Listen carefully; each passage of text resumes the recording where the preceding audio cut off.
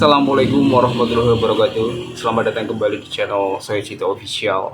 Dalam segmen horor kali ini, kita akan menceritakan sebuah pengalaman yang tidak bisa dilupakan oleh seorang pemuda yang baru lulus SMA, yaitu sebut saja namanya Husni. Namanya kita samarkan. Kejadian ini terjadi setelah dia lulus SMA dan bekerja di sebuah pabrik di Lampung. Sebut saja pabriknya adalah Maju Jaya. Pada suatu hari, di saat si Husni ini sudah lulus SMA karena kondisi keluarga saat pandemi dan susah, maka si Husni ini melamar sebuah pekerjaan dan yang menerima adalah pabrik yang konon katanya adalah sering membawa tumbal, yaitu pabrik Maju Jaya. Di hari sebelumnya bahwasannya diketahui bahwa si Husni ini adalah seorang yang indigo, mampu melihat makhluk-makhluk astral atau makhluk-makhluk yang tidak kasat oleh mata.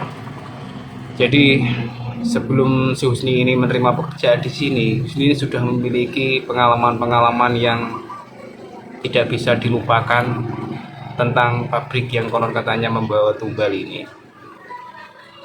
Bahwasanya si Husni ini dan keluarganya yang konon katanya memiliki naluri indigo ini sering melihat di pabrik ini, di gerbang 1, gerbang 2, gerbang 3, gerbang 4 ini banyak penampakan makhluk-makhluk astral yang sangat menyeramkan.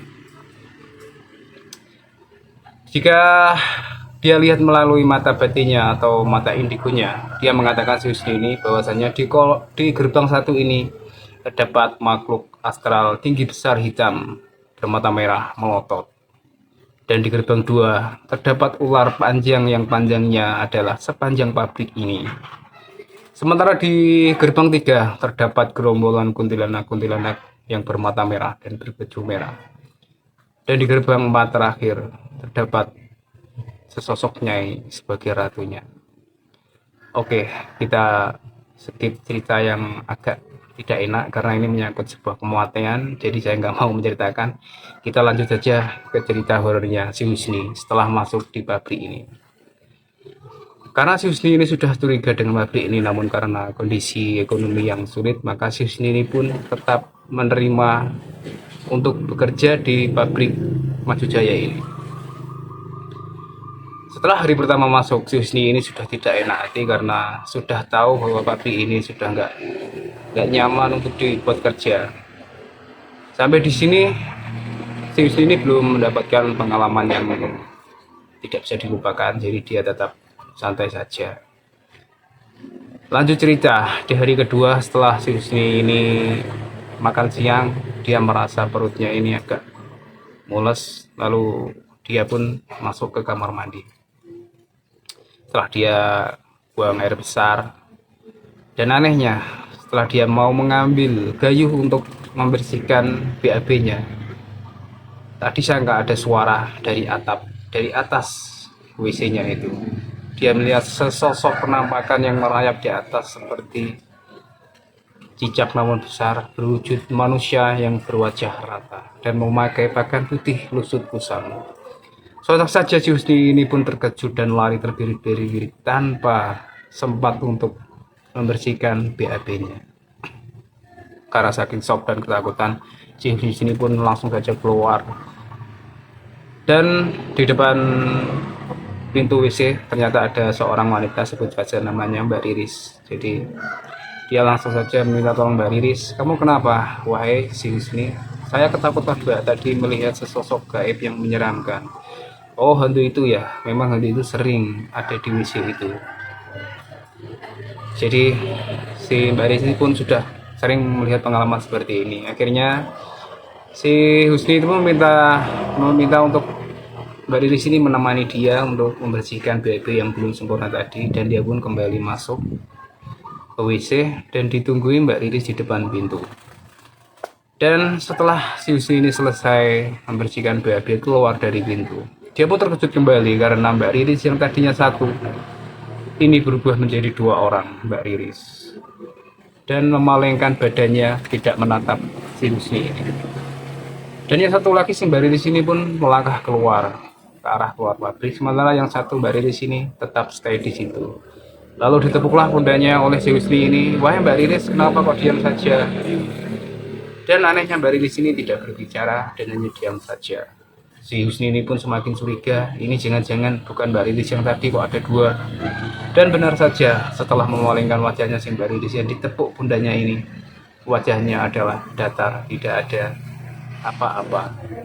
Jadi si Husni ini pun semakin terkejut dan takut, dan dia pun akhirnya lari keluar, dan sampai akhirnya selesai bekerja dia pun pulang. Dan akhirnya sebuah pengalaman kedua yang membuat si Husni ini tidak betah lagi untuk bekerja di pabrik ini dan memutuskan untuk keluar dari pabrik ini, dan juga didukung oleh keluarganya, orang tuanya, bahwa Husni harus segera cabut dari pabrik yang sering membawa tumbal ini. Pengalaman yang kedua, di suatu hari, pabrik ini membagikan daging-daging hewan kepada karyawannya, yaitu dengan cara menyembelih hewan bersama-sama di pabrik ini. Di saat penyembelihan hewan ini, si Husni ini terkejut karena ia melihat bahwasanya hewan yang disembelih itu adalah berupa manusia. Dia terkejut dan menceritakan kepada teman-temannya, namun teman-temannya malah tertawa karena menganggap si Husni ini sudah nggak beres otaknya, karena para teman-temannya semua ini melihat bahwa itu adalah hewan sapi yang sedang disembelih. Jadi Husni pun terdiam saja. Dia jadi teringat bahwasanya keluarganya pernah berkata yang memiliki spiritual, bahwasanya jika pabrik itu membeli hewan-hewan dan dagingnya dibagikan kepada karyawan, maka tandanya pabrik itu sudah dekat untuk meminta tumbal atau mengorbankan nyawa manusia sebagai tumbal pabrik itu. Jadi Husni hanya diam saja, enggak mengambil daging itu sampai ia pulang di sore harinya. Dan keanehan terjadi setelah besoknya acara penyembelihan itu. Maka di saat jam istirahat terjadilah keanehan, yaitu terjadi kesurupan massal. Dan yang aneh, yaitu Mbak Riris yang tadi ada di WC yang menemani si Husni ini, dia pun ikut kesurupan sampai dia melotot matanya dan memandang si Husni ini, temannya ini, dan menunjuk-nunjuk jarinya bahwasannya, wahai Husni, kenapa engkau tidak memberitahu saya bahwasannya saya akan dijadikan tumbal di pabrik ini. Jadi Husni ini teringat cerita ini, kata-kata ini pada suatu ketika kejadian sebelum ia masuk di pabrik ini, bahwasanya ia pernah bermimpi seperti ini. Ia semakin shock dan lemas dan tak sadarkan diri hingga akhirnya ia pun dibawa pulang oleh teman-temannya. Dan sampai di rumah, si Husni ini tidak bisa bangun. Ia merasakan bahwasanya tubuhnya itu kaku. Dan ia melihat bahwasanya tubuhnya itu ditindih oleh sesosok hitam besar bermata merah yang ada di gerbang satu pabrik ini. Dia tidak bisa bicara, padahal ia ingin meronta-ronta, dan ia hanyalah berdoa di dalam hatinya saja. Sampai akhirnya makhluk hitam besar ini pun keluar dan meninggalkan si Husni. Akhirnya ia sadar dan menjelang azan maghrib waktu itu. Lalu dia pun selesai dan mandi dan istirahat dan tidur kembali. Setelah ia tertidur kembali, dia pun bermimpi hal yang semakin aneh, bahwasanya si Husni ini melihat kedua orang tuanya ada di pabrik itu dan ditali untuk disembelih di episode atau di acara penyembelihan hewan berikutnya. Jadi si Husni ini langsung menceritakan kepada ibunya dan bapaknya dan keluarganya. Maka keluarganya pun sudah tahu, dan akhirnya keluarganya pun menyuruh si Husni ini untuk berhenti dari pabrik ini. Itulah sebuah kisah horor yang terjadi di sebuah pabrik yang kita samarkan namanya di Lampung, sebut saja Maju Jaya. Konon pabrik ini sering membawa tumbal karena pabrik ini berada di tepian jalan raya yang banyak lalu lalang pengendara.